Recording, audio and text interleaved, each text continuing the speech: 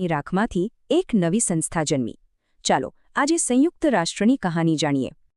1945માં બીજું વિશ્વયુદ્ધ તો પૂરું થયું, પણ દુનિયાભરમાં બસ તબાહી જ તબાહી હતી. આ સંઘર્ષ માનવ ઇતિહાસનો સૌથી ઘાતક સંઘર્ષ સાબિત થયો.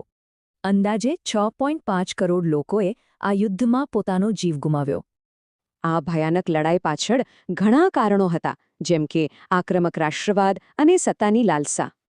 આ પહેલા પણ શાંતિ માટે એક પ્રયાસ થયો હતો, લીગ ઓફ નેશન્સ, પણ એ યુદ્ધ રોકી શક્યો નહીં. આટલી મોટી તબાહી પછી દુનિયાના નેતાઓને સમજાયું કે હવે કંઈક તો કરવું જ પડશે. અને આખરે 24 ઓક્ટોબર 1945ના રોજ સંયુક્ત રાષ્ટ્રની સત્તાવાર રીતે સ્થાપના કરવામાં આવી.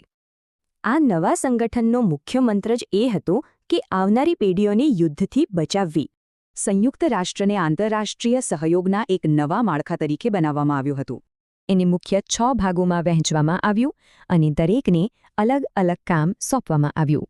જો સામાન્ય સભા એક વૈશ્વિક ચર્ચાનું મંચ છે, જ્યારે સુરક્ષા પરિષદ તાત્કાલિક સંકટોને પહોંચી વળે છે.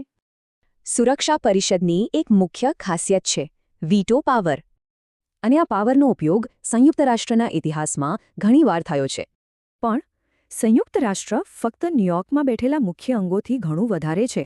તેની ખાસ એજન્સીઓનું એક મોટું નેટવર્ક છે, જે દુનિયાભરમાં તેનું કામ કરે છે. આ સંસ્થાઓ સ્વાસ્થ્યથી લઈને શિક્ષણ સુધીના વૈશ્વિક પડકારોનો સામનો કરે છે. તેમનું ધ્યાન નબળા લોકોનું રક્ષણ કરવા અને માનવ ગરિમાને પ્રોત્સાહન આપવા પર છે.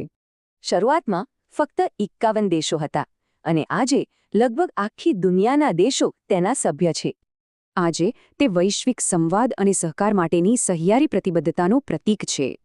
તેમ છતાં કાયમી શાંતિ સુનિશ્ચિત કરવાનું તેનું મિશન આજે પણ એક મોટો પડકાર છે.